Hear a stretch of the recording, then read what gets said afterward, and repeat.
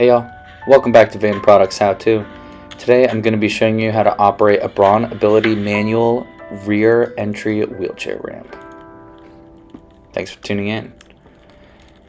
Now you see we've got the ramp out here, and you can see the back seats have been taken out of the vehicle. That is because a rear entry ramp is going to be a great selection for a rear passenger. First things first, you're going to open up that trunk. You can see the ramp is stored there, and there's going to be a handle right there that you can use when you unfold the ramp. But first, there's a lever right here. You're going to want to pull that lever up just like so. This is going to unlock the ramp and allow you to pull it down. Once you've unlocked it, as you can see, I've got one hand on the ramp and one on the lever, and it is down. Alright, now it's time to load on up.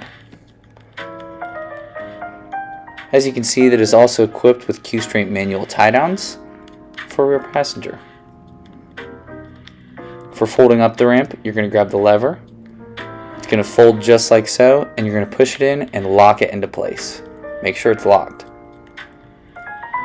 This van is equipped with a button to automatically close the trunk, otherwise you just shut it yourself. Y'all, thanks for tuning in, and we will see you next time at Van Products How To.